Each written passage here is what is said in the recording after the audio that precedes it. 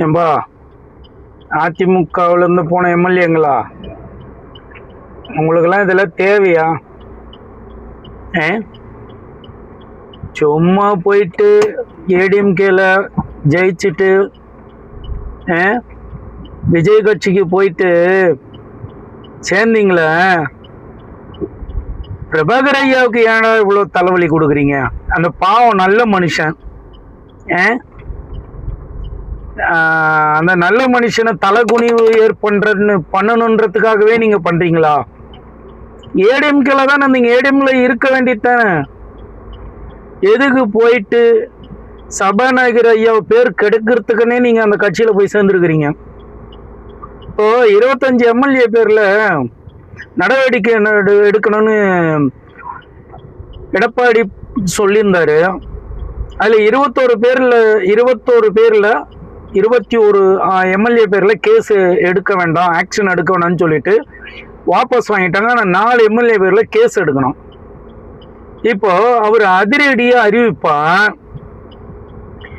உங்களை ஏதாவது ஒரு கருப்புள்ளி வச்சு பிரபாகர் ஐயா சொல்ற மாதிரி பண்ணிட்டீங்க. அது நீங்க பண்ண தப்பு. என்ன தெரியுமா? நல்ல ஒரு மனுஷனுக்கு நீங்க சத்திய சோதனை வச்சிருக்கிறீங்க. என்னுடைய அறிவுக்கு பிரபாகர் ஐயா பேர்ல எந்த வழக்கோ காரியங்களோ கேஸோ இல்லை. நல்ல மென்மையான மனிதன், சத்தியத்தை பேசுறாரு, அவரை நான் நம்புறோம். என்னை கேட்டா தாவேக்கால இணைஞ்சதுக்கு அந்த 4 பேர்ல கிரிமினல் ஆக்டிவேஷன் எடுத்து 50 வருஷத்துக்கு, எப்படி 50 வருஷத்துக்கு இவங்க எம்எல்ஏவோ எம்பியோ கவுன்சிலரோ ஊராட்சி மன்றமோ நகராட்சி மன்றமோ எந்த ஒரு தேர்தலிலும் இவர்கள் நிற்க தகுதியற்றவர்கள்னு சொல்லி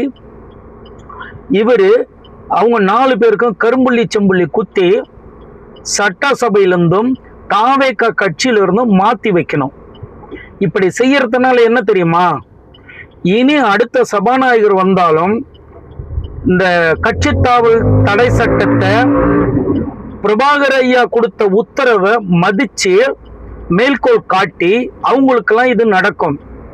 பிரபாகர் ஐயா அவர்களே, நீங்க தாவேக்காவை சார்ந்தவரா இருக்காதீங்க, தமிழ்நாட்டின் மக்கள் சார்பா நில்லுங்க, உங்களுக்கு ஆதரவு இருக்கு. தயவு செய்து 50 வருஷத்துக்கு அவங்களுக்கு தடை கொடுங்க. Please request.